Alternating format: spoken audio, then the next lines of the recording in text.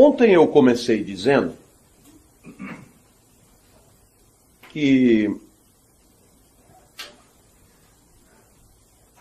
há uma certa disputa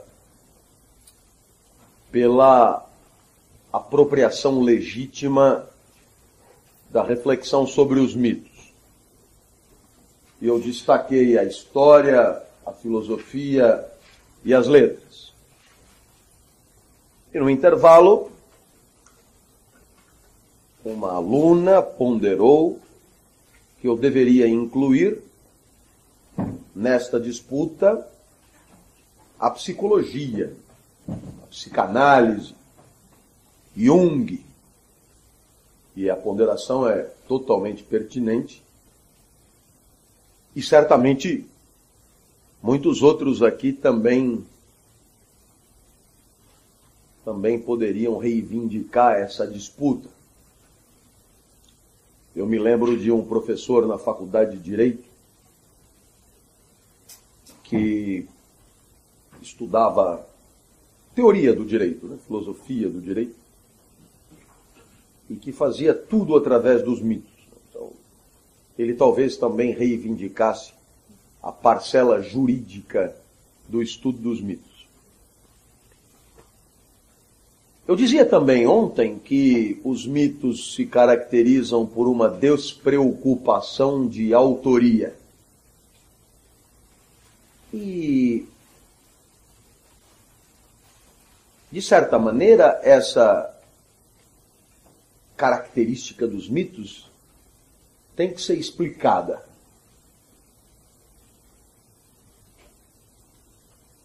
Para os gregos,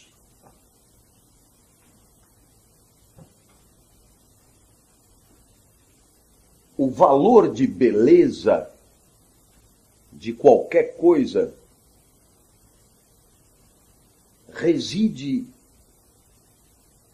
na comparação com a ordem cósmica. Em outras palavras, o belo é aquilo que pode representar o cosmos. E, portanto, tudo que é desordenado, desarmônico, desorganizado, enfim, tudo que não combina com o cosmo é feio. Sendo assim, a arte, para os gregos, é um tipo de manifestação humana de imitação do cosmo. É a representação do cosmo em miniatura, em pequenos pedaços de matéria. Representação do cosmo na pintura, na escultura, mesmo na música e assim por diante. Então é claro que se a beleza está na comparação com uma referência cósmica, pouco importa o autor. Está me entendendo? Em outras palavras, a desimportância da autoria tem a ver com o tipo de paradigma de beleza. Quando chega a modernidade, que o homem descobre que o cosmo grego não é cósmico, e que, portanto, o cosmo não pode ser a referência da beleza, e que a referência da beleza passa a ser uma questão de sensibilidade de quem faz e de quem recebe, né, do artista e do seu apreciador, e é nesse momento que a teoria da beleza recebe o nome de estética, porque vem do grego aestesis, que quer dizer sensibilidade. Ora, aí, quando a beleza passa a ser uma questão de sensibilidade, importa saber quem fez. Porque aí o critério passa a ser antropocêntrico. Enquanto a beleza tem um fundamento cosmocêntrico, a imitação do cosmo pode ser feita por qualquer um. E é essa a ideia. O autor é qualquer um. Acho que essa explicação eu fiquei devendo. Mais um pontinho. É muito comum a reflexão sobre os mitos em comparação com a poesia. E, naturalmente, costuma-se apresentar um ponto de tangência entre os mitos e a poesia. Os dois seriam polissêmicos. E isso quer dizer o quê? Os dois poderiam ser objeto de uma infinita interpretação de sentido. Em outras palavras, o que é que o poeta quis dizer aqui? Pode ter querido dizer isso, aquilo, aquele outro, etc.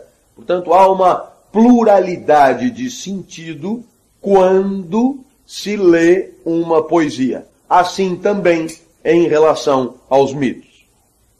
Ora, se existe esta proximidade entre a poesia e os mitos no que diz respeito à questão da polissemia, da pluralidade de sentidos, é forçoso reconhecer que os mitos e a poesia, eles se distanciam num quesito fundamental.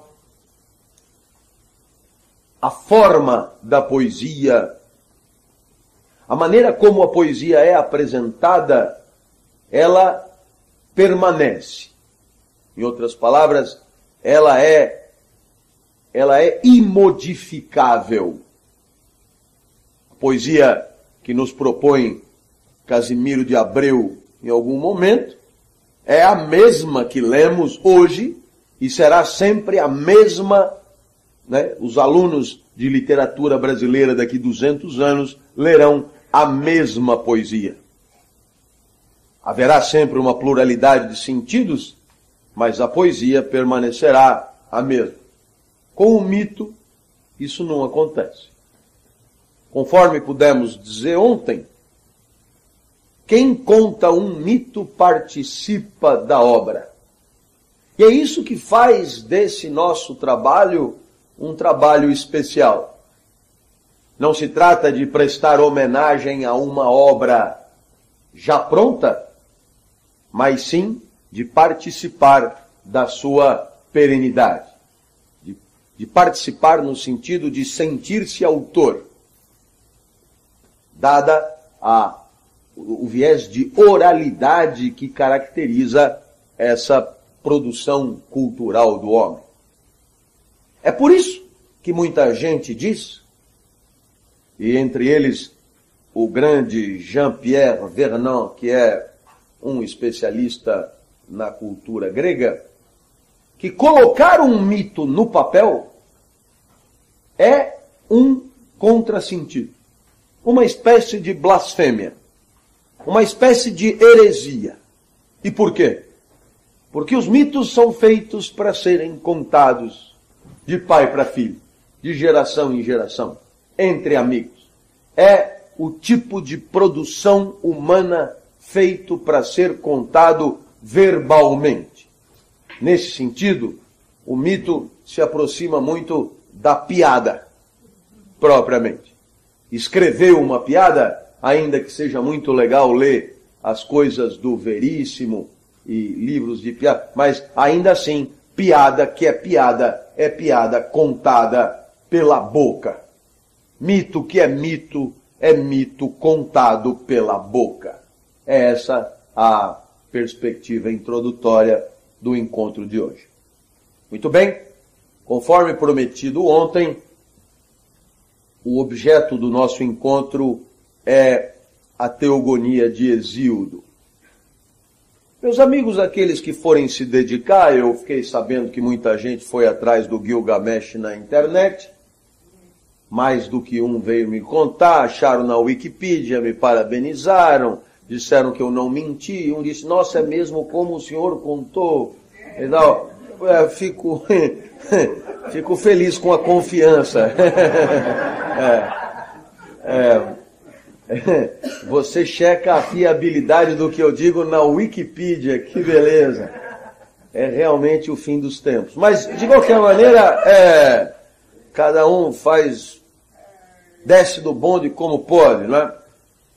Ora, eu começo dizendo que a Teogonia é um poema hermético. Ele é muito menos falante, ele comunica muito menos do que os que vimos ontem.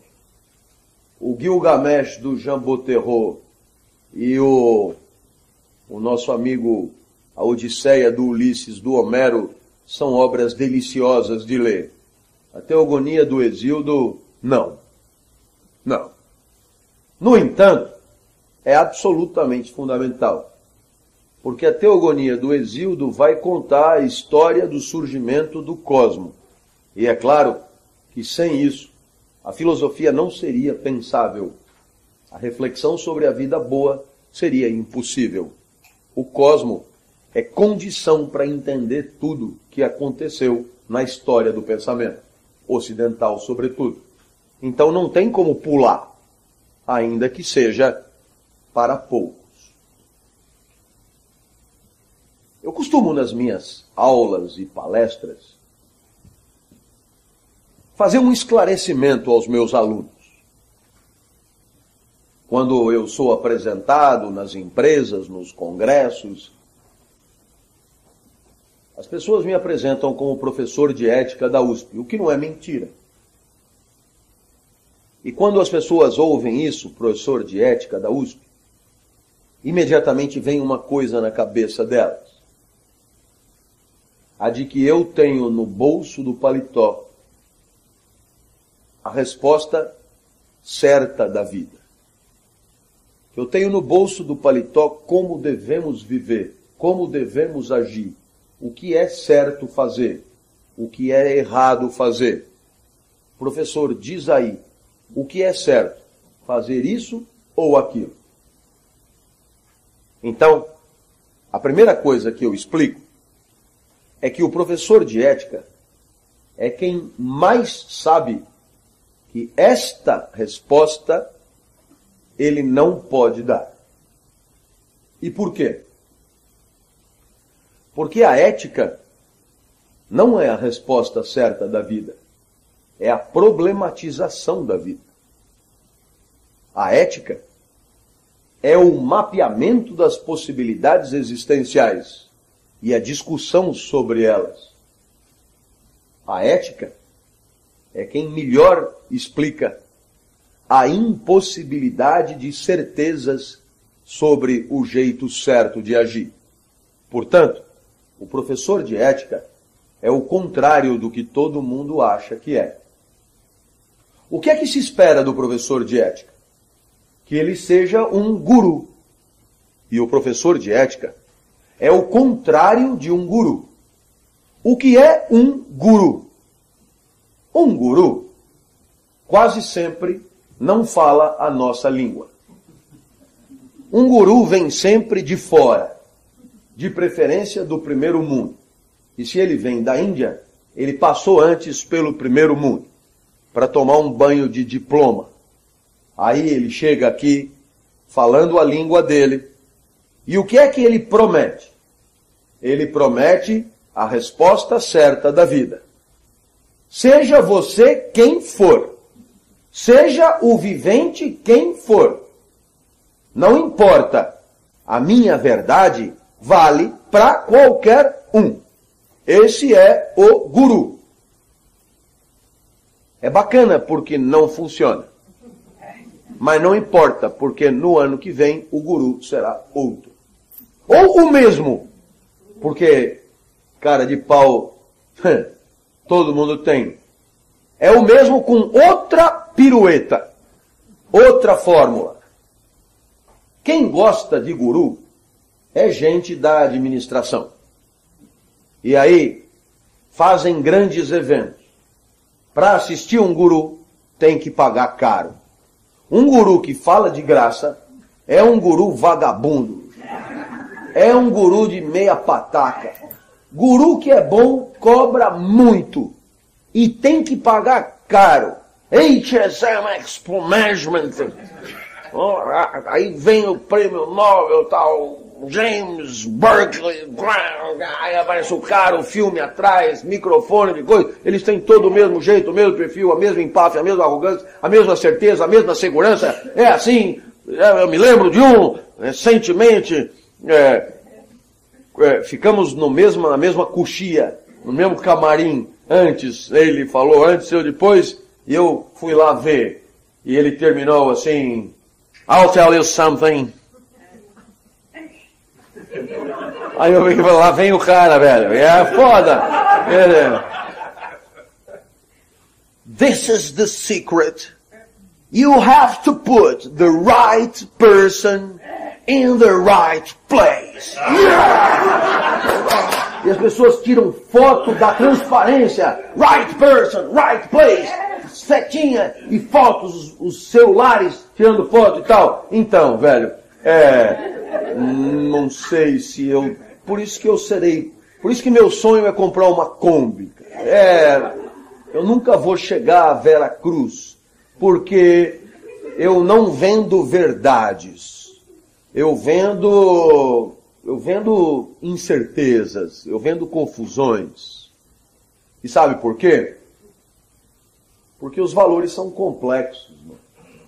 Essa é a lição de Edgar Morin. Os valores são complexos.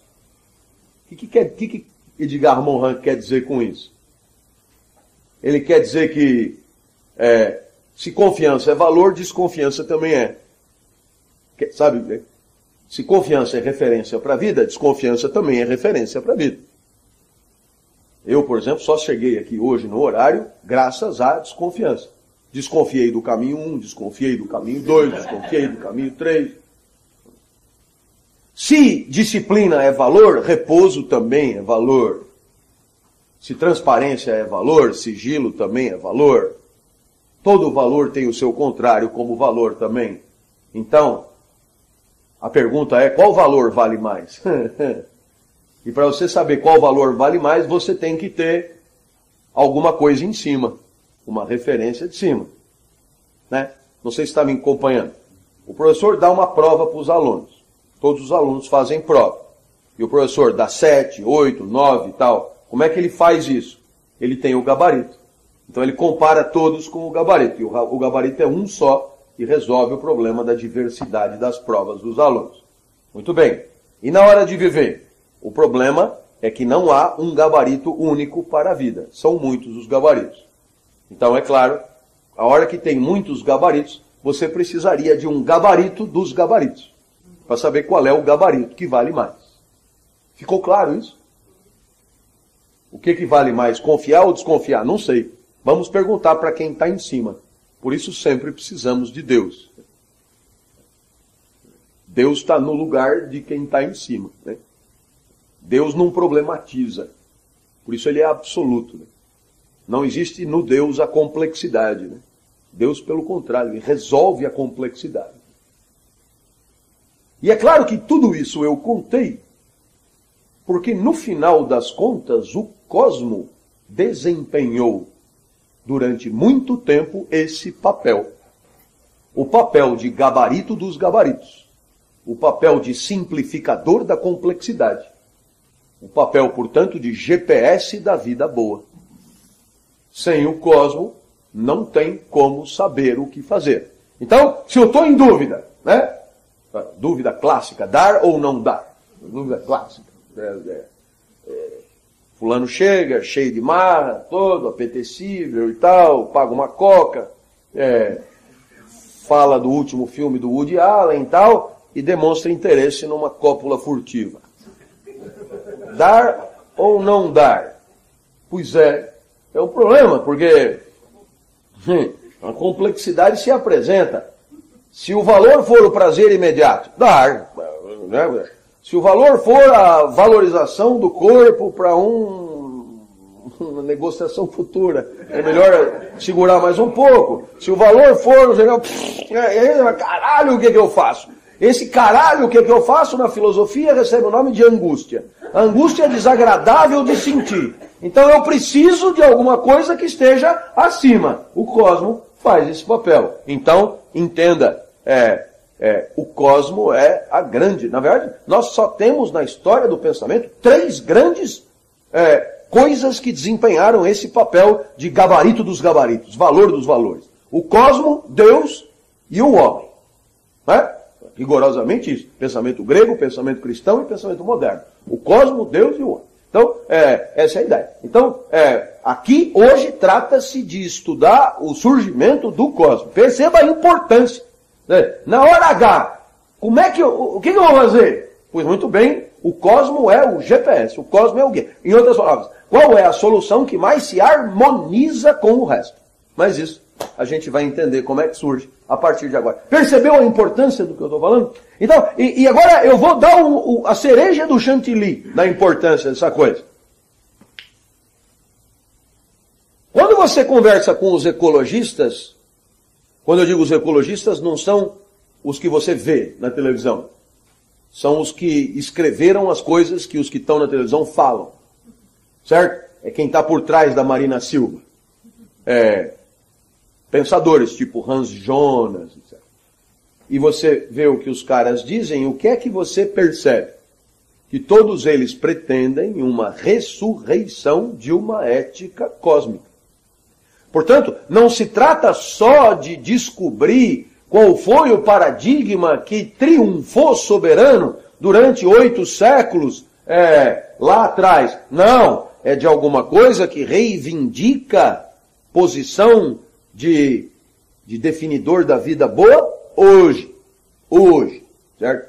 Então, daí a importância da aula de hoje, você não pode perder nunca. Se você quiser mostrar para alguém que você ama, eu estou gravando, vou botar na internet, porque é bem legal. Então, vem comigo, tá certo? É claro, mostrar para alguém que você ama. Tem tanta coisa que eu vejo no mundo e eu quero mostrar para minha filha. Então, às vezes acontece isso.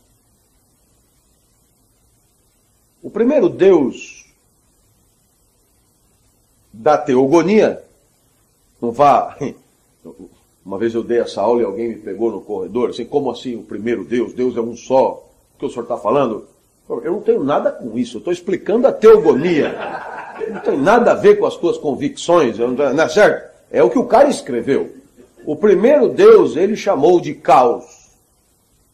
E não há dúvida que esta aula é do caos à ordem. Não sei se você entendeu, mas a teogonia é paralelo da história de Ulisses, né? Do caos da guerra de Troia à ordem de Ítaca. É a mesma perspectiva, é a mesma lógica. O primeiro Deus é o caos. Qual é a graça desse Deus? Como os primeiros deuses todos, eles não são representáveis por figuras humanas. Como é que era o caos? Ele tinha olho verde e tal? Não. Não tem uma figura que possa representar o caos. Aí você diz, mas aí fica difícil imaginar. Fica. Mas como é que a gente pode te ajudar? Dizendo o que Hesíodo disse. O caos é indistinto. O que ele queria dizer com isso? É que no caos nada é distinguível. Sabe qual é a imagem? Escuro e com fumaça, assim. Já estava, tem boate, que é assim, não é? Você não distingue nada, é muito útil para quem tem capital estético acanhado. Você vai num lugar assim e tal, ninguém está vendo exatamente qual é a tua. É um lugar indistinto, né? É escuro e indistinto. Depois o caos, é Hesíodo que fala, o caos não tem fim e nem fundo. O que isso quer dizer? Imagine-se em queda livre. No caos não tem onde pegar, não tem onde se apoiar, não tem onde pisar. O caos não tem... Se você estivesse no caos, você estaria no escuro, em queda livre, com direito à fumacinha, sem lugar para segurar, sem conseguir distinguir nada. Gostou? Tá beleza? Então perceba que esse caos não tem a ver com o inferno cristão. O inferno cristão é muito melhor do que o caos. Porque tem fogo, mas você está pisando na brasa. Ali não, você só cai. Tá perfeito? É ruim demais. Eu não consigo deixar de fazer a comparação com a queda do voo da Air France. Tá certo? Você sobe, passa do Rio Grande do Norte. Toda vez que eu pego o avião nessa direção e passa ali, eu acho que treme mais do que o normal. É incrível, ele vai ali e tal, nós vamos morrer, velho. Né? A maioria já está dormindo, gente completamente alienada. E eu, caralho, essa merda vai cair. E o fato de morrer não me preocupa, mas os minutos que antecedem, isso deve ser um horror. 4 minutos de queda livre. Isso é o caos. Claro, o caos é muito pior, porque na queda livre do avião, tem o avião, as pessoas gritando, uma certa solidariedade na desgraça. No caos você não enxerga ninguém, não vê ninguém, não coisa nada. Entendeu o caos? É bem bacana. Esse é o caos. No começo era o caos. Quer dizer, se você quiser atualizar um pouquinho, era como era antes do Big Bang, né? Era como era antes das coisas serem. O caos é uma espécie de nada. É um horror, velho. E caos é Deus, tá certo? Esse é o primeiro Deus, o caos. Pois do caos surge Gaia. E Gaia é, em grande medida, o contrário do caos. Gaia é a Terra. Né? E qual é a graça disso? É que Gaia é um lugar para você pisar. Gaia é um lugar de sustentação. É gozado? Porque a palavra sustentação aparece em algumas traduções. E é muito interessante, porque é um lugar que sustenta tudo o que é. Se Gaia não existisse, nada seria. Só o caos. Né? No caos, nada poderia ser. Gaia é condição do ser. É um lugar para pisar. É um lugar para se agarrar. É um lugar de estabilidade. Não é? Entende que nós estamos falando do valor da sustentabilidade hoje, né? E o que é sustentabilidade, né? Vem de sustentar, etc. E de certa maneira, a ideia de sustentabilidade hoje tem a ver com durabilidade, com continuar sendo, não é? E, portanto, para continuar sendo, é preciso criar condições do ser. E para criar condições do ser, Gaia foi a primeira dessa condição. Né? É o momento em que você tem aonde pisar. Isto é Gaia, o segundo Deus. É bem bacana. Né? Então nós temos 2 deuses, Caos e Gaia. Né? Caos, queda livre, Gaia é o chão. Poderíamos dizer que Gaia é quando o caos acaba. Né? É o fim da queda livre. É onde você se esborracha. É Gaia, provavelmente. Né? Se caos é indistinto, Gaia é distinto. Se caos é noturno e lúgubre, Gaia prevê a luz, a possibilidade de luz. Então há, digamos, uma proposta de interpretação de caos e Gaia como sendo contrários. Essa proposta não chega ao fim, por quê?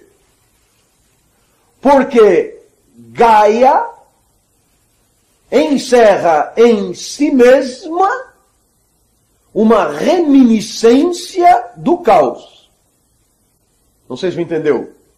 Gaia surge do caos e, como tudo que surge de alguma coisa, guarda em si uma herança genética. Tá percebendo? Tá percebendo? Não? Eu mesmo, muito embora com aparência divina, eu sou mortal. É uma informação que eu queria dar a vocês. Eu nasci de pai e mãe. E por mais que olhando, é difícil encontrar algum ponto de tangência, ele existe. Né? Eu carrego aqui uma herança da minha origem. E Gaia carrega uma herança da origem caótica nos seus grotões. Nos seus grotões. E um exemplo dessa herança caótica em Gaia é o terceiro deus, Tártaro. Tártaro é a profundeza. Na Teogonia de Hesíodo, 9 dias leva uma bigorna. Fala em bigorna? Não fala. Fala numa outra porra que eu não sei bem o que é, mas uma bigorna tá ótimo pra você. Uma bigorna leva 9 dias para cair do céu até a terra e leva 9 dias para cair da terra até Tártaro. Só para você ter uma ideia que é longe, velho. Então, Júlio Verne, em Viagem ao Centro da Terra, ele se remete a Tártaro. É bacana, é lá embaixo. E aí, é claro, Tártaro é a reminiscência do caos em Gaia. Ora, o quarto deus que aparece na Teogonia é Urano. Urano é Netuno para os latinistas. E Urano vai nascer de Gaia. Claro, não tem outro jeito. É de Gaia que agora tudo vai surgir. Urano vai nascer de Gaia e Urano é, portanto, filho de Gaia, se quiser assim. Só que qual é a graça de Urano? Urano tem o mesmo tamanho de Gaia. E o que caracteriza esse negócio que surgiu de Gaia é que ele se encontra repousado em Gaia. Como ele tem o mesmo tamanho de Gaia, isto quer dizer que não há 1 milímetro de Gaia que não esteja coberto por Urano. É como edredom na sua cama. Aonde tem cama, tem edredom. Então é claro que imediatamente paira na tua cabeça. Sabe, na matemática nós diríamos conjuntos, lembra que nós estudamos na matemática, né? Conjuntos equivalentes, aonde tem um tem o outro, tá? São correspondentes. E imediatamente surge para você a ideia de asfixia. Você já imaginou? A cada centímetro de você, alguma coisa em cima é insuportável. Esse tal de Urano, muito embora seja filho de Gaia, cobria Gaia em todos os seus sentidos. Sexo mesmo. E o tal do Urano gostava da coisa. Porque não dava para Gaia refresco.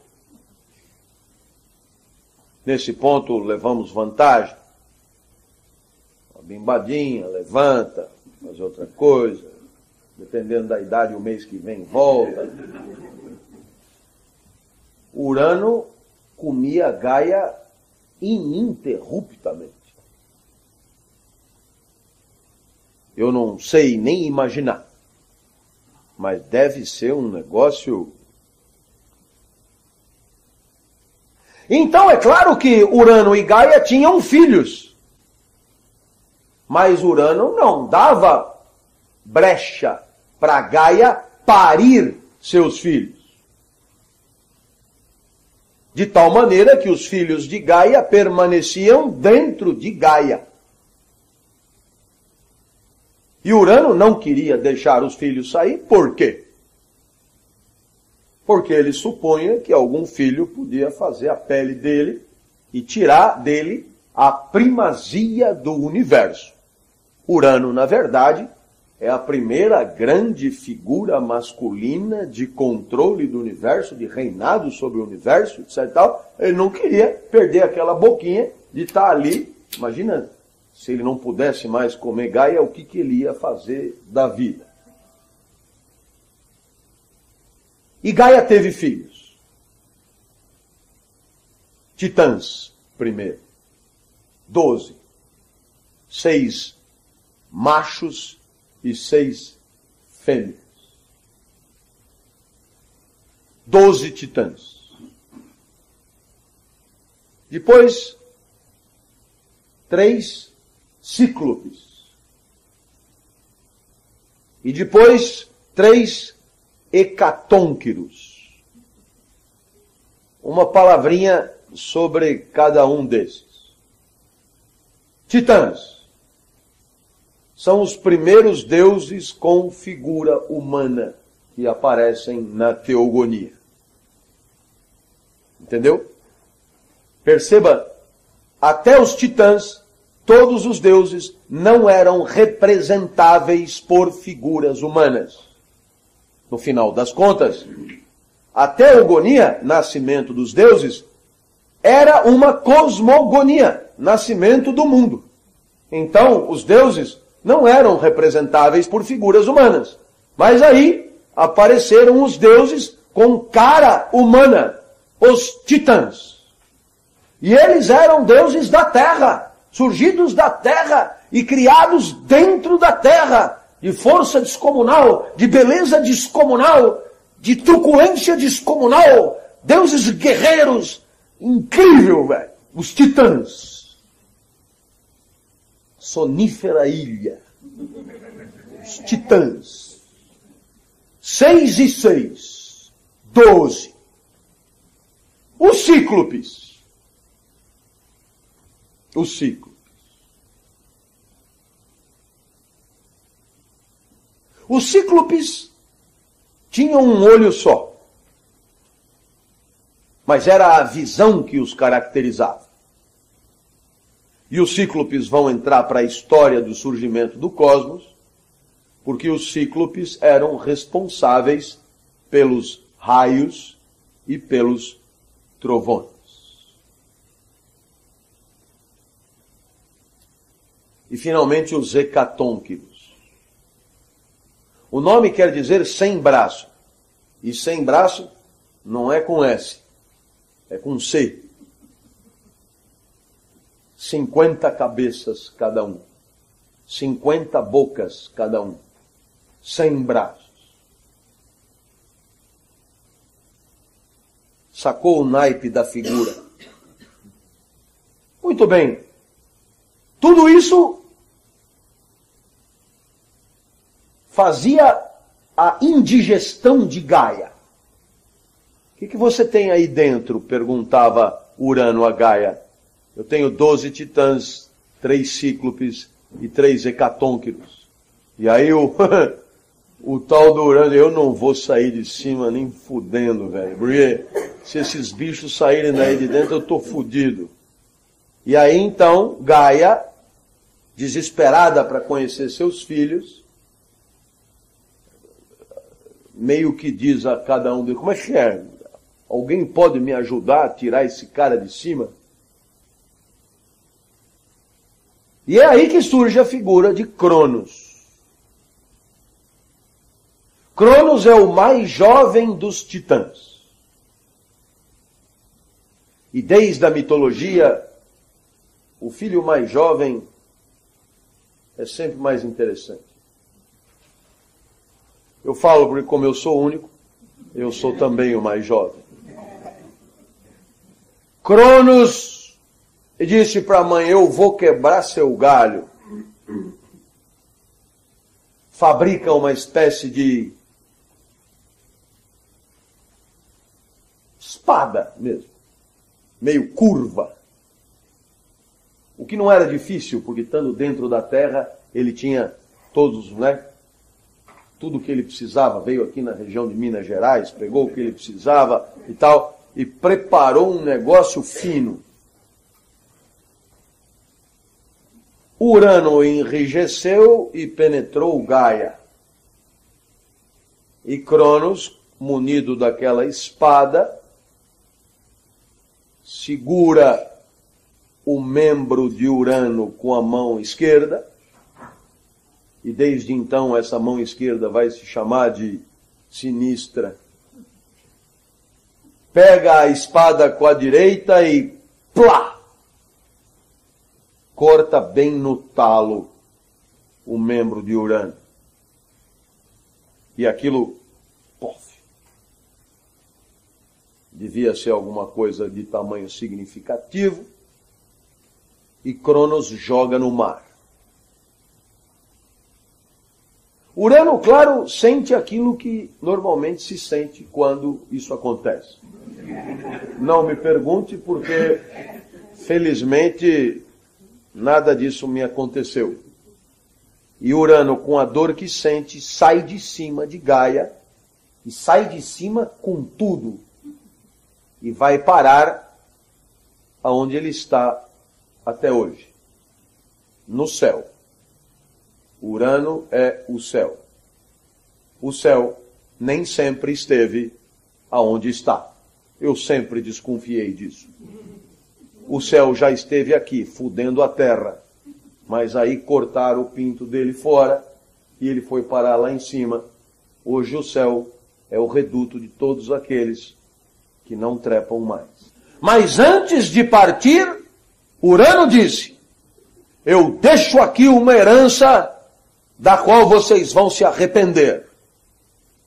E Urano sabia o que estava dizendo. Do sangue escorrido da blasfêmia contra o Pai, surgem as deusas da vingança. Mas também do esperma do pênis ainda latejante surge Afrodite. Eu queria propor a você uma comparação. Eu imagino que todos aqui já tenham ido ao motel. E imagino que no motel já tenham tido a curiosidade de entrar numa banheira. Imagino que já tenham tido a curiosidade de fazer atividades dentro da banheira. E imagino que já tenham percebido que quando o sêmen sai na água da banheira, ele adquire uma consistência diferente da que ele tinha fora. E aquilo gruda no pelo, é uma desgraça. Tem que fugir dali, é uma coisa horrível. Bom, se isso acontece com você, que é uma figura insignificante, você imagina o pinto do céu. Pois muito bem, o encontro do esperma de Urano com o oceano deu Afrodite. Aquilo que você vê na banheira é uma micro-Afrodite. Às vezes tem até que cortar depois, de tanto que aquilo impregna na região pilosa. Afrodite. Nunca mais você vai esquecer disso quando você for ao motel. Vamos fazer Afrodites em miniatura. Não é? Pois é, Urano foi para cima, e quando Urano sai de cima, o que acontece? Né? Não é difícil imaginar, né? Você tinha uma coisa assim, de repente, zuf! E o que acontece aqui? É nesse momento que surge o espaço. De certa maneira, esse é o primeiro passo para o surgimento do cosmos. Né? É o surgimento do espaço, o lugar onde a vida poderá acontecer, em cima de Gaia, entre Gaia e Urano. Aqui. E com o espaço surge o tempo. Por quê? Porque agora nós poderemos assistir com o surgimento da vida, o surgimento das gerações. De certa forma, o passar das gerações, que é o primeiro traço de toda a temporalidade, a sequência das gerações. Tudo isso porque Cronos livrou a mãe do pai. Muito mais edipiano do que o complexo de Édipo é a história da amputação do pai pelo filho na teogonia de Hesíodo. Eu queria chamar a tua atenção para esse detalhe importantíssimo.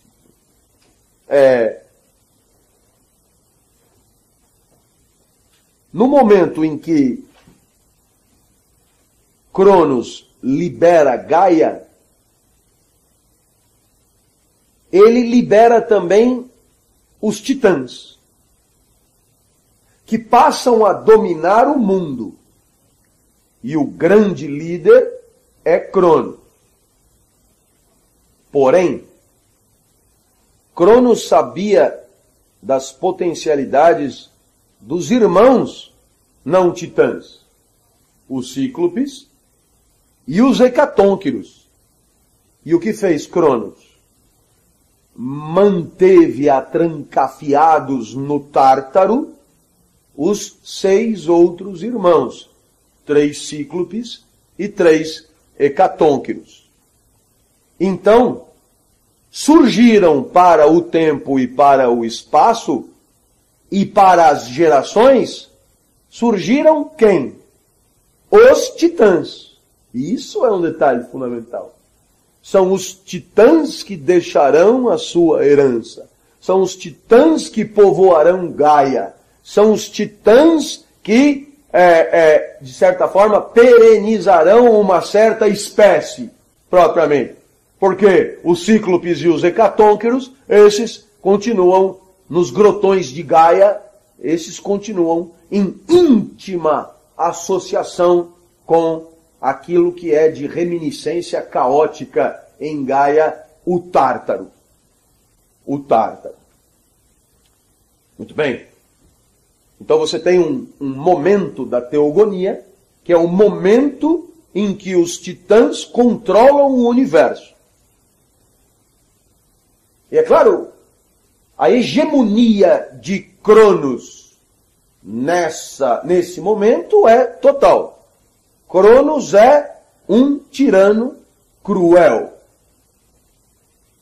Casou-se com uma irmã. Não tem jeito. Não tem mais ninguém. O incesto é obrigatório. E Cronos casa-se com Rhea. E começa a ter filhos. Ora, o que pensa Cronos?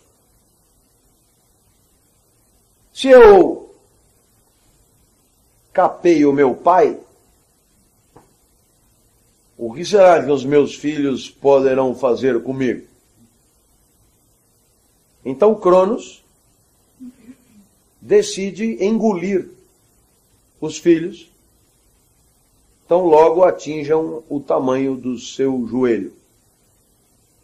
Essa é a descrição de Hesíodo. Então nasceu o primeiro filho de Cronos e Rhea, nasceu o segundo, o terceiro, o quarto e o quinto. Aí Rhea deixou de gostar. Tem sempre uma hora que as mulheres se rebelam. Por mais que Cronos seja Cronos. Se Rhea articulou com Gaia para ludibriar Cronos, imagine o que podem fazer com você. E o que é que Rhea arma com Gaia?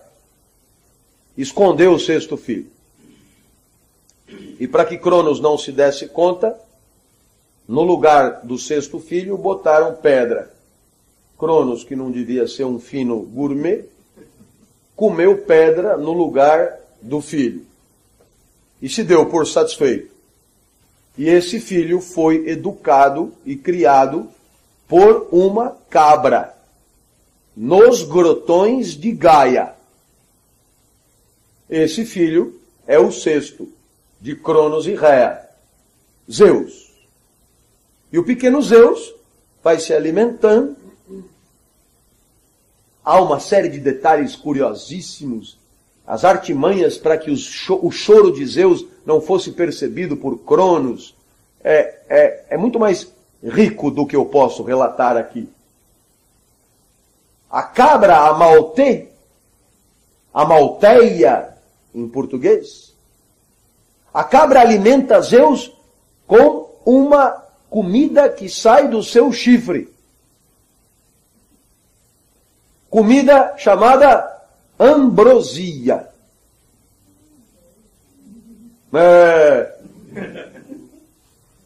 Bem legal a ambrosia do Rio Grande do Sul. Os mineiros fazem ambrosia também, mas é outro doce. Foda-se, aqui o que importa é a ambrosia que sai do chifre de Amalteia, que é o que alimenta Zeus. E Zeus passa a ambrosia. Devia ter tudo, uma espécie de polivitamínico. Centrum.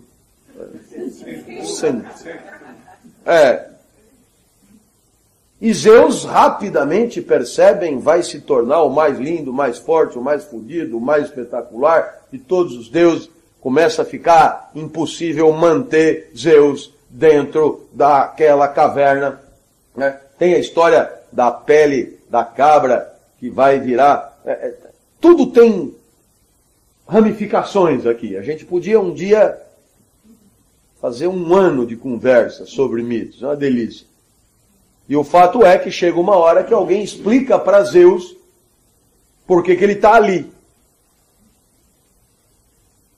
É o seguinte, o teu pai é foda, velho. E ele teria te comido se não tivéssemos escondido. O teu pai comeu todos os teus irmãos. Os teus tios fazem o exército com o teu pai. Estão lá os 12 titãs lá fora. Vamos dizer 11, porque a mãe, né, não ia cuidar, tal. A coisa está feia. Tudo bem que você está fazendo ginástica, uma espécie de Anderson Silva das cavernas e tal, mas a coisa lá fora é feia, você que sabe. Aí Zeus falou, não, eu aqui não aguento mais, vou ter que encarar. E Zeus então aparece, anuncia, diz o que aconteceu e resolve encarar o pai e os tios. Qual é o primeiro passo que Zeus dá? Ele oferece a Cronos um vomífero. E Cronos tem que vomitar quem? Seus irmãos. Então agora fica claro, né? A primeira geração dos deuses, os titãs, e a segunda geração dos deuses, os irmãos de Zeus. Por enquanto está 12-6. Tá certo? Então esse é o primeiro passo. Aí Zeus explica para os irmãos, malandro, você ficou até aqui no bucho do nosso pai. Mas o nosso pai é escroto, nós vamos ter que encarar esses caras. E a guerra começa assim. Essa é a grande guerra. Essa é a primeira guerra mundial. A primeira guerra dos deuses. A primeira contra a segunda geração. Titãs versus olimpianos. Olimpianos porque depois vão passar a se reunir no Olimpo. Titãs versus olimpianos. Cronos versus Zeus. Né? Saturno versus Júpiter, se você quiser. O caralho, velho. Não é? E é muito legal porque é descrito. Esses caras não brigam assim, né? Não, um joga uma montanha no outro. Toma aqui o morro da Urca. Eu tomo pão de açúcar. E tal. E aí, a guerra é assim, uma zona. Eles arrebentam com tudo. E como Deus não morre, a guerra também não acaba. Tá certo? Mas a coisa estava, por mais que Zeus fosse do caralho, a coisa estava envergando errado. E aí, alguém tem a ideia de libertar figuras que estavam apagadas aí. Lembra quem são?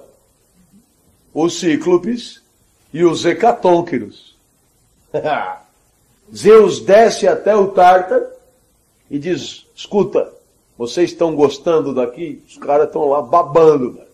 Então, quem deixou vocês aqui foi aquele viado lá. Eu não vou dizer nada, mas foi eles que trancaram vocês aqui. E ainda disseram que vocês estão meia dúzia de boiolas, não são de nada, uns puta de uns cuzão, entendeu? E que viu a mãe de vocês na zona. Eu sei que é narrado o momento que os hecatônquiros aparecem. Os cíclopes dão a Zeus o raio e o trovão. E os hecatônquiros aparecem. A hora que os hecatônquiros aparecem, eles aparecem gritando. É bem bacana. Porque são 150 bocas. E eles começam a gritar e os titãs não suportam o grito. Mas eles ainda não enxergam nada. Claro, os hecatônquiros, eles são representantes das profundezas da Terra. Reminiscências do caos. Eles são indistintos. Então, imagina, deve ser um negócio espetacular. Você está brigando, de repente, 150 vozes gritando na tua orelha e você não enxerga nada. E de repente vai sumindo a nuvem, né, daquela coisa que veio de baixo e aparece aqueles 3 negócios, velho. E aí Zeus falou, foi eles, não vou dizer não. Nossa! Não durou 3 minutos a parada. Os hecatônquiros pegam cada braço com uma força descomunal e cada um pega, são 150 montanhas que eles jogam em cima dos titãs e imobilizam os titãs sumariamente, que são devolvidos ao Tártaro, aonde estão até hoje. Pode acreditar, todos os mitos gregos são tentativas das forças do caos de uma vingança da guerra dos deuses e da vitória de Zeus.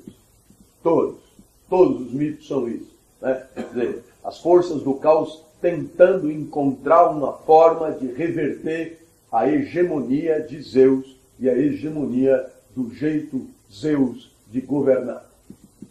Bom, a segunda geração deu um pau na primeira geração. E Zeus virou o sucessor de Cronos. Mas qual é a graça da história? A graça da história é que Zeus teve várias mulheres. Na verdade, ele teve 3 mulheres e uma centena de amantes. Ele gostava de ter amantes humanas. As deusas são mais bonitas, mas são deusas. Não sabem fazer gostoso. É praticamente isso que é dito, né? As humanas têm muito mais charme, mais ginga, né? O que você prefere comer, Afrodite ou Gabriela, né? Pois a deusa pode desaparecer no meio do coito, tá um negócio ruim. O Zeus tinha preferência por humanas, né? Eu imagino Zeus muito parecido com uma espécie de um coronel do Nordeste, sabe? Assim, ficava assim, né? Massageie meu pé. Figura também, né? Zeus encarou os titãs. Depois ele tinha direito a um momento de tranquilidade. Mas Zeus teve 2 outras mulheres, além da terceira, que ficou meio que a oficial. Né? Né? Juno. As 2 primeiras foram Têmis e Metis. Né? Metis é a astúcia e Têmis a justiça. E qual foi a graça dessa história? Ele comeu as 2. Não só maritalmente, como gastronomicamente. Zeus engoliu a justiça e a astúcia. E, de certa maneira, incorporou as 2. Então, Zeus tinha a justiça, a inteligência e a força. O tripé do surgimento do cosmos. Né? Zeus, raio e trovão, os hecatônquiros, muito agradecidos a ele, show de bola. E Zeus, então, vai começar o seu governo. E qual é a diferença do jeito Zeus de governar para o jeito Cronos de governar? Cronos mandava sozinho. Zeus, que tinha engolido a justiça e a astúcia, distribuiu o mundo. Não esqueça mais disso. Zeus dividiu o mundo entre os seus correligionários. Zeus deu um pedaço para cada um, com autonomia. Em alemão, Urteilen. Teilen é dividir. Ur, de origem, É interessante, porque esse verbo ficou o verbo julgar. Né? Julgar. Quer dizer, o que faz um juiz? Um juiz restabelece a ordem quando a ordem é perturbada. E qual é a ordem? É a divisão original proposta por Zeus. Então começou pelo primeiro escalão. Netuno, você vai ficar com o céu. Já está em cima mesmo, não venha perturbar. Para cá você não desce mais. Então, graças a Zeus, Netuno nunca mais desceu. Você deve ter percebido isso. Você nunca encontrou o céu na esquina. Ele continua no céu. Poseidon, show de bola, malandro, valeu. Você vai ficar com os mares, com as águas. Gaia, você fica com a terra, já é mesmo sua, todo mundo vai ter que te louvar, todo mundo vai ter que te defender, todo mundo vai ter... E assim, distribuiu o primeiro escalão, depois segundo escalão, terceiro escalão, quarto escalão, de tal maneira que tudo que é, teve a sua parte. Tudo que é, teve o seu quinhão. Ninguém ficou sem nada, com justiça, com astúcia, de maneira a que não pudessem mais se queixar depois. Ficou claro isso? Essa divisão, né? Então, e o vento? Venta daqui para cá. E a maré? Mareia daqui para cá. E o sapo? Sapeia. Lá, a girafa, coisa, vai comer as coisas lá em cima. O seu pareceu dar um corpo, pescoço, lá em cima. E agora? E você ali, você ali. Olha, você, lá, né? Apareceram lá as figuras de olhinho puxado, a pequena, você vai ficar naquela ilha, naquela porra lá, não enche o saco, cuidado com a bomba.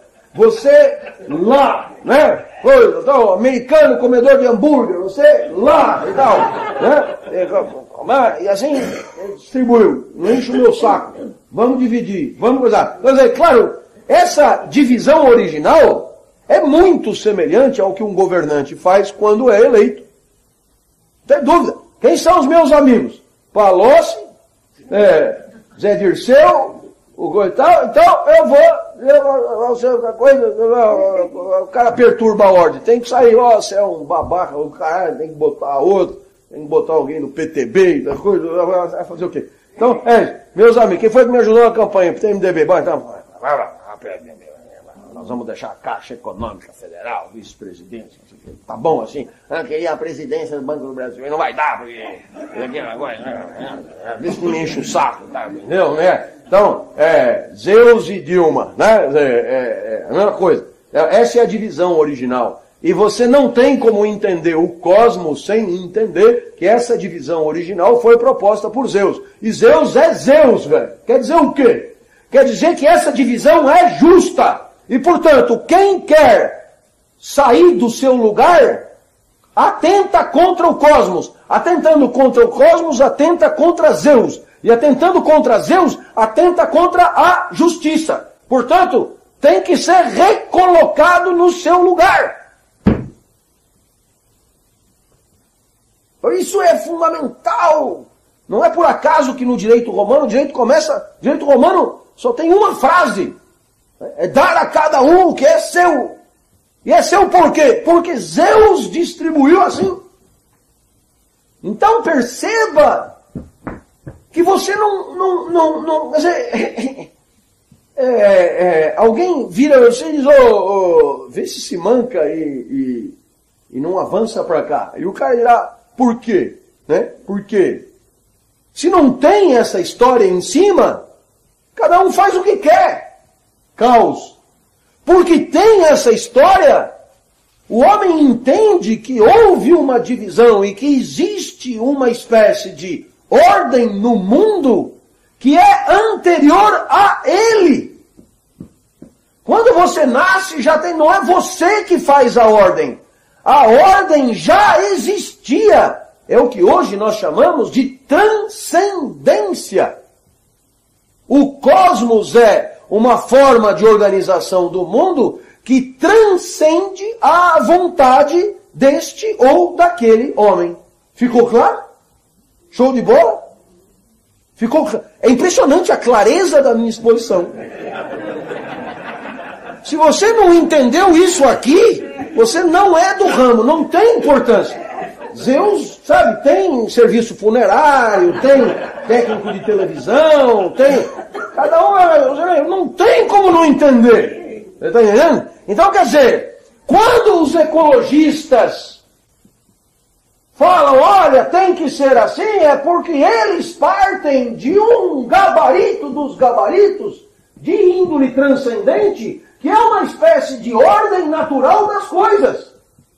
A moda de Zeus. E aí você chega pro cara e falou, quem falou? Certo? Típica pergunta de todo mundo que te vem com um argumento de transcendência. Teve Zeus. Você fala, é? Certo? Mas é que você não entende. Então, a gente tem que viver, né? Vou voltar aqui. A gente tem que viver e a gente tem que conviver. Aí, os valores são complexos. Né? Então, o que acontece na convivência? Não dá para cada um respeitar um valor. E se os valores são complexos, a pergunta é, que valores nós vamos respeitar para conviver? Não sei se estão entendendo, porque a gente pode respeitar a disciplina, pode respeitar o prazer, pode respeitar o respeito, então nós vamos escolher. Então, perceba, mas nós vamos escolher como? Nós vamos escolher como? Então, a primeira resposta é, nós vamos escolher aqueles que têm a ver com a ordem cósmica implantada por Zeus. Depois, no lugar de Zeus, entrou Deus. E quando Zeus e Deus não deram mais conta, o homem teve que começar a escolher valores sem Zeus e sem Deus. E aí surge a ética como nós entendemos nos dias de hoje, direitos humanos. Quer dizer, nós mesmos vamos escolher entre nós sem nenhuma transcendência na liberdade. Isso é um pouco a história de como as coisas chegaram até hoje. Mas não tem como entender Platão, Aristóteles e o caralho sem entender a teogonia de Hesíodo. Por quê? Porque quando Aristóteles, na Ética Nicômaco, fala de lugar natural é assim... O Poseidon, o mar, Gaia, a terra, o outro não sei o quê. Sim, mas eles são os deuses. Sim, mas ele veio descendo, a ponto de você também ter o seu lugar. O meu é Serra Negra. Né? Ou se você preferir, até uma sala de aula. Né? Sala de aula. Meu lugar é ali. Olha, qual é a graça desse tipo de proposta? Toda vez que você quiser espirrar fora do seu lugar natural, você comete híbris. E híbris, o que é? Agora você entendeu. Híbris é o grande pecado antes do cristianismo, que é o desrespeito à ordem cósmica proposta por Deus. Está perfeito? Pois muito bem. Os deuses, então, saíram da guerra dos deuses, caos, e foram convidados a participar de uma espécie de Suécia, que é o cosmos, ou Suíça. Eu estive agora para uma reunião do pessoal da Unesco em St. Moritz, e passei ali pela Suíça, e me deu mesmo a impressão de que quando Zeus botou ordem na casa, ele começou por ali. Não é por acaso que aquele pessoal faz relógio. Porque o relógio é muito inspirador do jeito dele ser. O que é muito irritante é o lago. Foda-se qual lago, vale para todos. Mas eu andei de pedalinho no lago de Zurique. Chama Zurique Z, que é o mar de Zurique. Está tocando aí. E como é que os caras fazem para ter um lago verde? Porque Zurique é uma cidade grande. Como é que você vê peixe, pedra? Eu comecei a zoar, porque eu estava comendo às margens do lago e com a minha mesa, né? Aí vi uns cisnes. Aí eu peguei um pedaço de pão, quando a garçonete virava de costas, eu jogava. E começou a vir cisne. Veio o primeiro, aí vieram 5, depois 15, e não sei o quê. De repente apareceu um representante das forças da ordem dizendo: o que o senhor está fazendo? Alimentando os cisnes. Aí ele falou: mas o senhor está atentando contra a ordem cósmica proposta por Zeus. Eles já são alimentados. Vai se fuder. Não ia entender mesmo, né?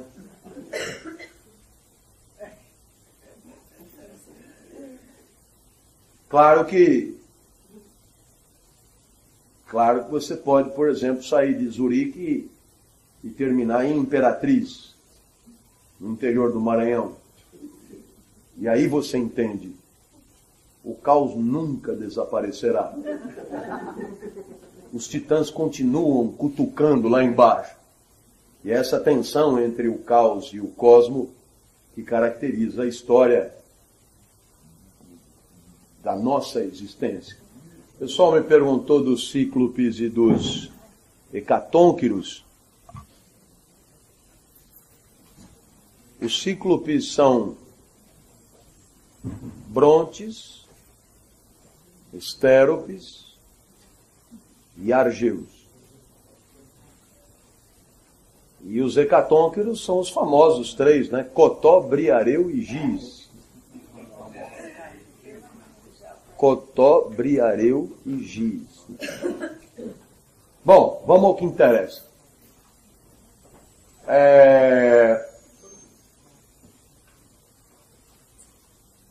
Do caos à ordem.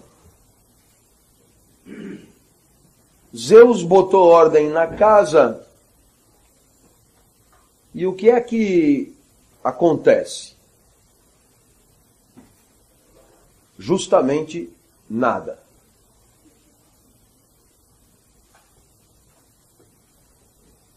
Deleuze faz uma grande reflexão sobre o acontecimento. Em francês, événement. E justamente quando alguém pergunta o que aconteceu, o que é que você tende a contar quando alguém pergunta o que aconteceu? Quando alguém pergunta o que aconteceu, alguém pergunta sobre alguma coisa anormal. Tanto que quando nada de anormal aconteceu, quando alguém pergunta o que aconteceu, o que é que você responde? Nada. Ora, no universo cósmico de Zeus, nada acontece. O vento venta, a maré mareia, o sapo sapeia, girafa girafeia. No universo cósmico de Zeus, não há propriamente vida. Não há vida porque só há deuses, e deuses não vivem propriamente. São eternos. A palavra vida é sempre contaminada de finitude. Vida é coisa que acaba. E a existência dos deuses não acaba. Então é claro que num lugar onde tudo está em ordem e nada acaba, ainda não se tem muito claro a ideia de temporalidade, de começo, meio e fim, de passado, presente e futuro. E é nesse momento que a gente assiste ao surgimento de um conceito filosófico fundamental para nós, que é o conceito de tédio. Ennui. O cosmo de Zeus tem seus méritos. Em relação à guerra, nossa, o cosmo é justo, é belo, é harmonioso, é bom. Percebeu? Estética, ética e espiritualidade. Mas nada acontece. E quando nada acontece, há uma certa náusea. E os deuses foram se queixar com Zeus. Porra, malandro. Até que a guerra era bem legal, velho. Porque agora nada acontece. Puta saco. Nem joguinho às quartas-feiras, né? Não tem Avenida Brasil, não tem nada. E é nesse momento, a partir do tédio dos deuses, que surgirão os mortais. Então, por que os deuses permitiram o surgimento dos mortais? Para entretê-los. Para que algo pudesse acontecer. Está perfeito? Porque o acontecimento romperia o tédio. E é claro que quando você pensa em mortais, você pensa em plantas, animais e homem. Mas na reflexão cósmica, plantas e animais não fazem parte desta origem. Não são propriamente mortais. Primeiro, porque não sabem que vão morrer. São só finitos. E segundo, porque com plantas e animais não há ruptura da ordem cósmica. Tudo continuaria no mesmo tédio. Portanto, para que houvesse o fim do tédio, seria preciso que houvesse a possibilidade da ruptura da ordem cósmica. Essa é a ideia. E a possibilidade da ruptura da ordem cósmica só pode acontecer num tipo de criatura. Aquela que decide sobre como vai viver. Porque aí poderá viver em harmonia, de certa forma, oferecendo mais tédio aos deuses, ou viver em desarmonia, dando aos deuses algum espetáculo, alguma anomalia que os entretivesse. Por isso foram convocados 2 filhos de Titãs, Epimeteu e Prometeu.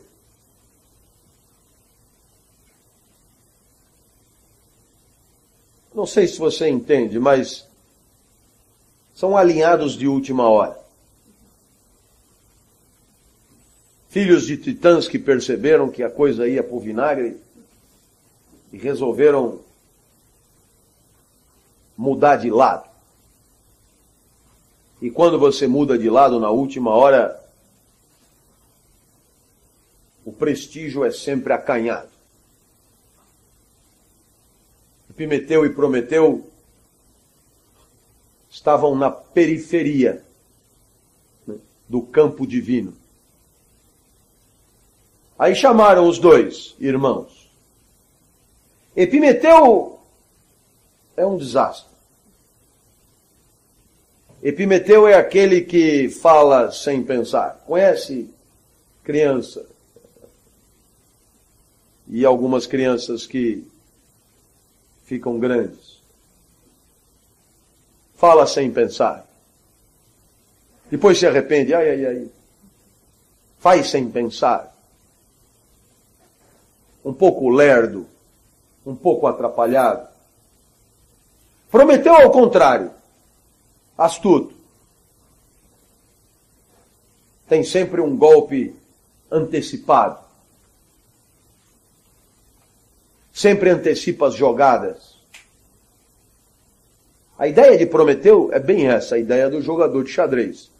Aquele que está sempre, se isso acontecer, então é isso, se isso acontecer, então é aquilo, se isso acontecer, então é aquele outro, e se isso acontecer, então aquele outro, e se isso acontecer, no final das contas, esse é o Prometeu. O Epimeteu não. é um pouco sempre atrasado, ele pensa depois que aconteceu.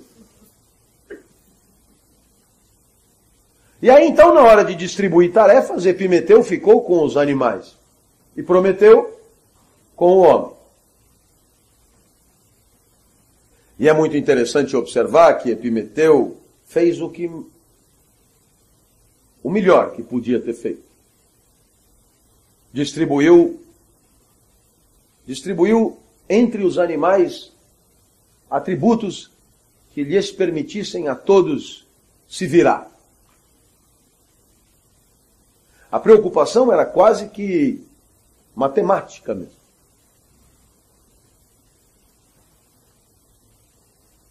Há uma série de variáveis que Epimeteu levou em consideração.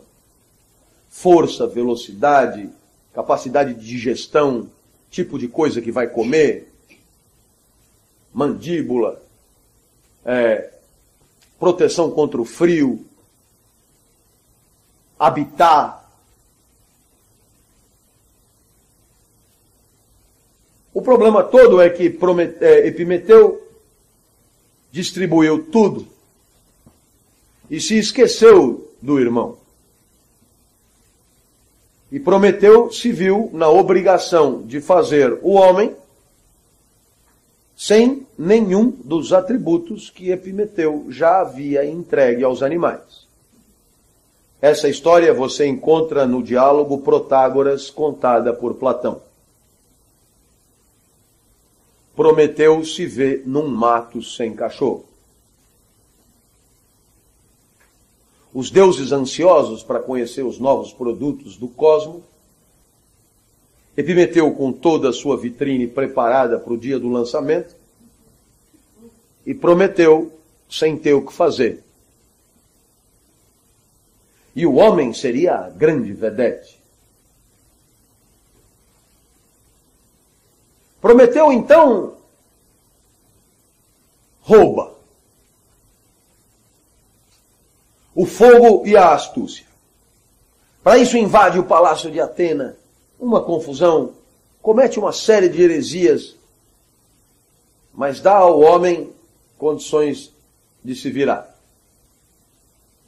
Mais ou menos assim: já que você vai ser pobre de recursos naturais, pelo menos eu te dou discernimento para se virar dependendo do lugar aonde você estiver. E é claro que esta iniciativa de Prometeu não foi bem vista pelos deuses. Os deuses não gostaram por quê? Porque entenderam que esta distribuição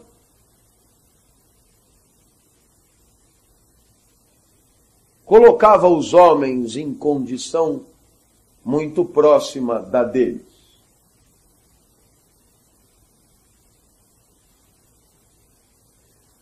É paradoxal porque é justamente esta condição que poderia permitir aos deuses resolver o problema que tinha dado origem a tudo. Esse paradoxo é muito bem apresentado por Sartre no Ser e o Nada. Eu não gosto que você seja como você é, porém, sendo como você resolve o meu problema original, o tédio. Às vezes acontece entre casais. De vez em quando casamos com gente surpreendente, que nos surpreende negativamente às vezes. Mas temos que admitir que monotonia não há. É gente que põe fogo na casa, é gente que, né? Então, claro. Prometeu vai ser castigado. Prometeu vai ser castigado e vai ser castigado de forma curiosa, vai ser amarrado num rochedo. Aves virão comer seu fígado. E como Deus não morre, é o tipo de regeneração eterna. Depois, o filho de Zeus quebra o galho. Zeus não queria desautorizar o filho, mas tinha jurado que não libertaria Prometeu. Então criou um esquema digno de Brasília. Criou o anel. Porque com o anel você amarra num rochedo, que é uma pedrinha na frente do anel. E aí eu não volto atrás na minha decisão. Bem fraca essa, hein?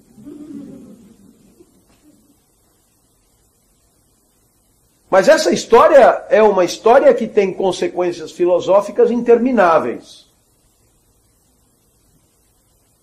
E eu vou gastar o tempo que me resta apenas para mostrar para você. A primeira consequência filosófica da história de Prometeu, você encontra já em Platão. Que vai dizer que o homem é constituído de duas partes, corpo e alma. A alma, antes de tudo, pensa. E a vida boa é aquela decidida pela alma, pela razão. Jamais pelo corpo e seus desejos. O homem é livre para escolher a sua vida, mesmo sendo desejante. Porque o homem pode, através da alma, deliberar na contramão do seu corpo. Sabe por quê? Porque Epimeteu fez a cagada que fez. Deu tudo para os animais. O corpo do homem é um corpo fraco. O homem foi compensado pela astúcia. Então, a astúcia é a parte superior da alma. E a vida boa é quando o homem se interessa por ela e deixa que ela decida a sua vida.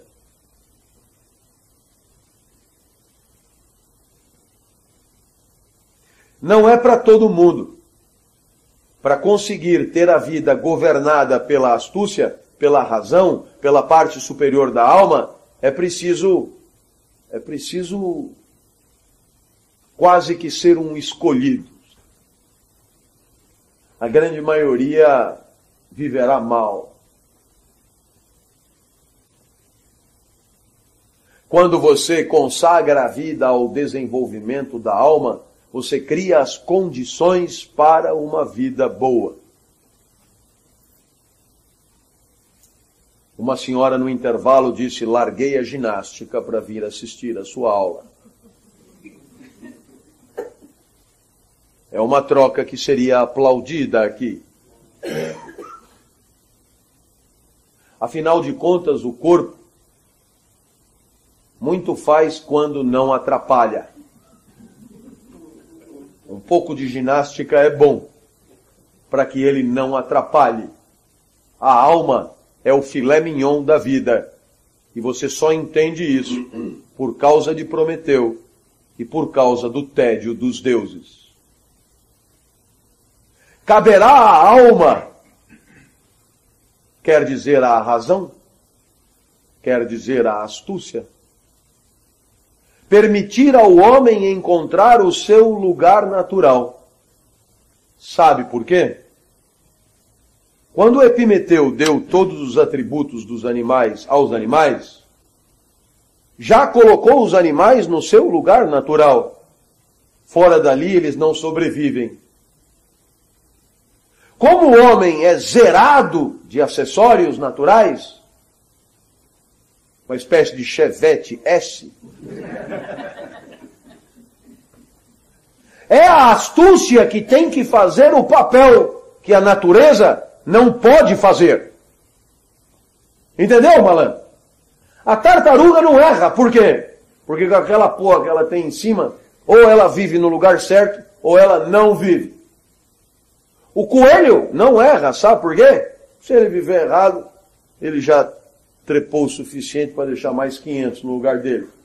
O sapo não erra, ninguém erra. Agora, você que não tem natureza, o GPS da natureza tem que ser substituído pelo GPS da razão.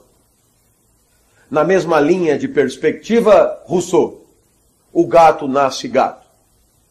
Por quê? Porque Epimeteu lhe deu atributos de gato. E qual é a graça do gato? Já nasce sabendo viver como gato. E então gato vive uma vida de gato. Gato não erra. O gato não extrapola a sua condição de gato, porque não tem condição para isso. O gato é regido pelo seu instinto, e o seu instinto já o coloca na ordem cósmica. Gato não come alpiste. Não está programado para isso. Do mesmo jeito que pombo não come filé. Um pombo que comer filé comete híbris. Quebra a ordem cósmica. E pombo não faz isso. E nós? Pois é, Epimeteu fez o que fez, e nós não temos natureza. Nossa natureza é insuficiente. Resta-nos ir além da natureza. Transcender. Possibilidade que nos deu Prometeu. O homem inventa, cria, improvisa, inova, empreende. Inovação. Jargão corporativo. Homenagem a Prometeu. Gato não inova. Mas você inova. Inovação. Fazer diferente. Condição de sobrevivência. Se a situação é nova, a solução é nova. Gato não tem esse problema. O gato já tem no seu instinto todas as soluções para uma vida de gato. E se alguma situação nova aparecer que não é condizente com a vida de gato, o gato morre e acabou. Agora, você que não é gato, inventa, cria, improvisa, inova, empreende, e tudo isso é herança de Prometeu. Tudo isso é herança de Epimeteu. Você é o resultado da cagada de Epimeteu com a coragem de Prometeu. E do tédio dos deuses. Uma espécie de bobo da corte. Você é muito menos do que um gato. Você é um gato torto. Você é um gato errado. Você é um erro. Um erro estranho. Um erro que nasceu para fazer graça para deuses entediados. Mas não há dúvida que é em Sartre que o mito de Prometeu ganha toda a sua atualidade. Porque Sartre, na obra O Existencialismo é um Humanismo, vai deixar claro que no caso do homem a existência precede a essência.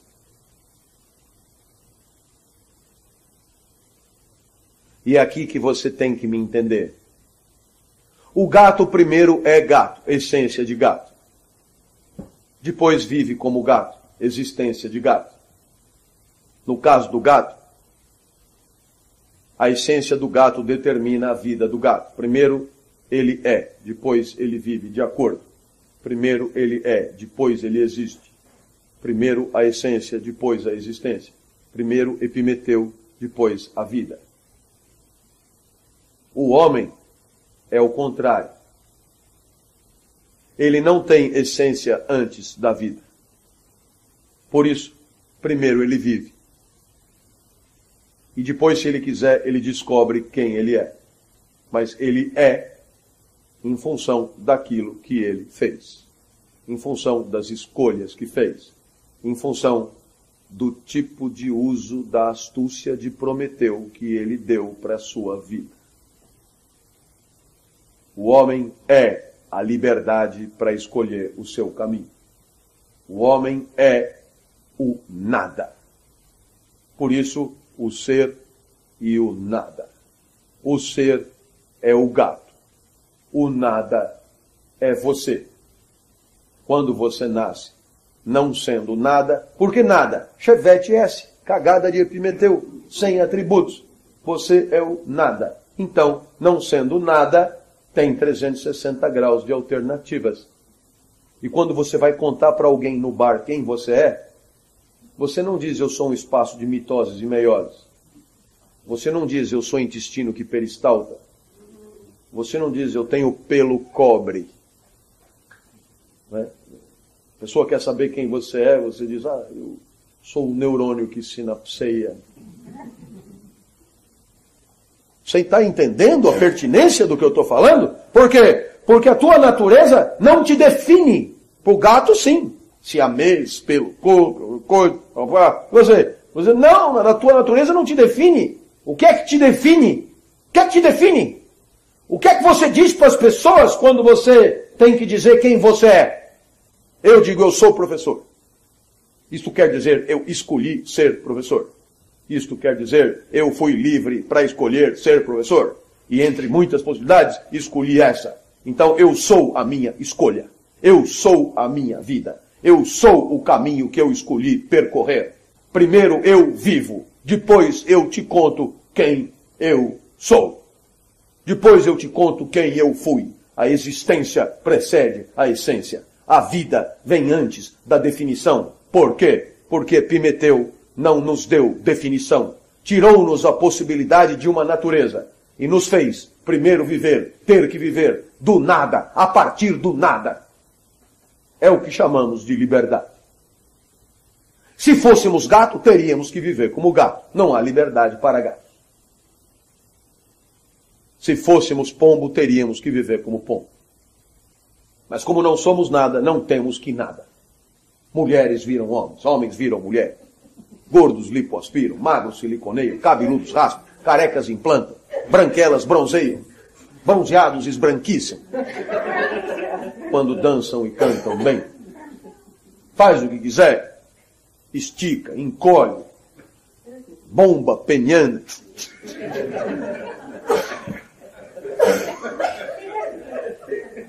Peitos pequenos, mililitros. Mulher azeitona, mulher manga, mulher melancia, mulher caminhão, mulher jamanta, mulher montanha, mulher Everest, mulher... Não, eu quero mais 180 litros em cada peito. Você vai mamar no meu mamilo ali no CID.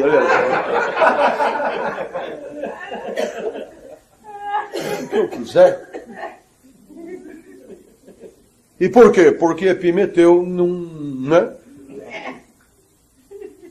Gato não põe implante. Mas você põe. Porque você faz o que quiser. E você vai dizer, é bem legal. É legal o caralho, isso é legal. Você já viu alguma coisa de legal nisso? De legal não há nada. O que há é pura angústia. De não saber para onde ir. O homem tem a chance de, através da astúcia, conseguir recuperar a cagada de Epimeteu e encontrar o seu lugar natural. Ulisses em Ítaca. Clóvis na sala de aula.